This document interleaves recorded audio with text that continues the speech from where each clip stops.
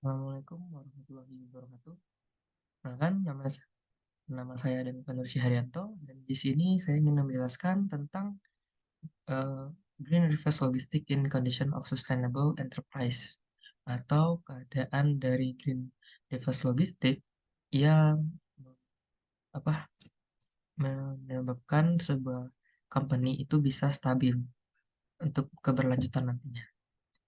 Pertama, kita harus ada 3 poin yang harus kita ketahui, ada dampak kegiatan reverse dan green reverse pada logistik itu sendiri.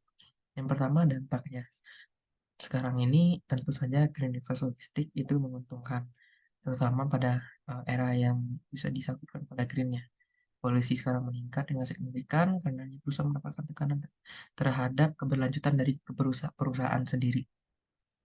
Kegiatan dari reverse sendiri itu terjadi ketika barang harus di-recycle, atau dari konsumen akhir itu harus dikirimkan lagi untuk dilakukan recycle ke manufaktur atau tempat produksinya.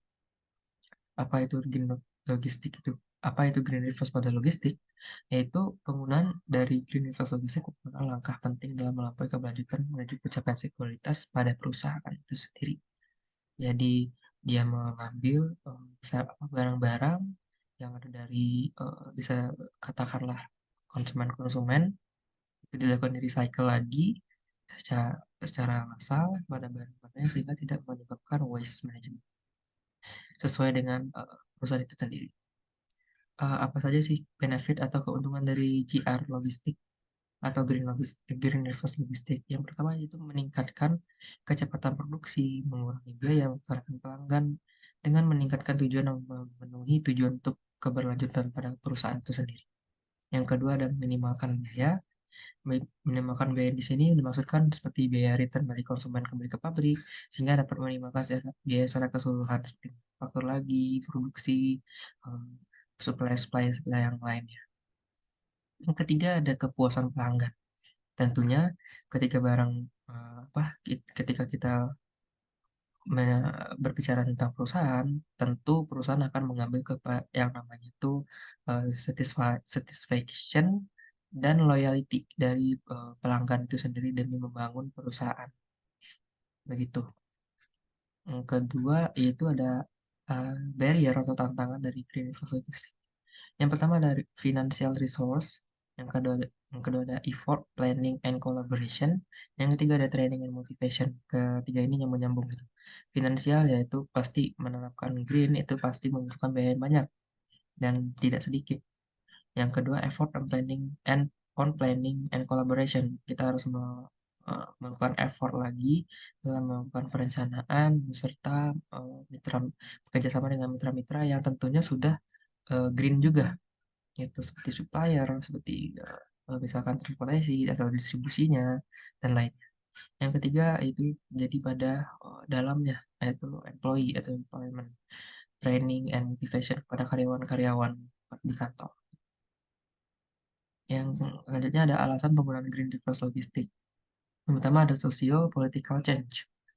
Menurut jurnal yang saya baca, sosial socio-political change ini terjadi sangat penting karena mengurangi dampak terhadap karena green reverse logistik itu sendiri itu dapat mengurangi dampak yang terjadi pada lingkungan. Nah, sekarang lingkungan itu menjadi banyak perhatian bagi masyarakat, terutama perusahaan yang mementingkan lingkungan. Justru dengan memperhatikan lingkungan, itu perusahaan bisa lebih kompetitif lagi dan mengeluarkan potensi yang lebih potensialnya. Gitu. Menyangkut ke alasan yang pertama, alasan kedua itu company's image atau gambar atau bisa dibilang citra dari si perusahaan itu sendiri. Dengan perusahaan yang menerapkan atau mengimplementasikan green reverse logistik atau green logistik dan green lainnya, perusahaan pasti akan menjadi lirikan dan memiliki eh, suatu change atau suatu apa sih bisa dibilangnya itu suatu kesempatan untuk perusahaan mendapatkan namanya lebih baik dan menjadi kompetitor yang bagus. Yang ketiga ada environmental and business performance. Berbicara tentang lingkungan atau green dan juga bisnis pada perusahaan, performa bisnisnya justru akan lebih naik karena dari segi citra aja sudah naik dan perusahaannya sudah banyak dilirik oleh masyarakat, tentu eh, akan menjadi malah bisnisnya lebih bagus dan bisnis yang bagus dengan memperhatikan lingkungan-lingkungan sekitar. Mungkin sekian saja. Terima kasih. Assalamualaikum warahmatullahi wabarakatuh. And stop.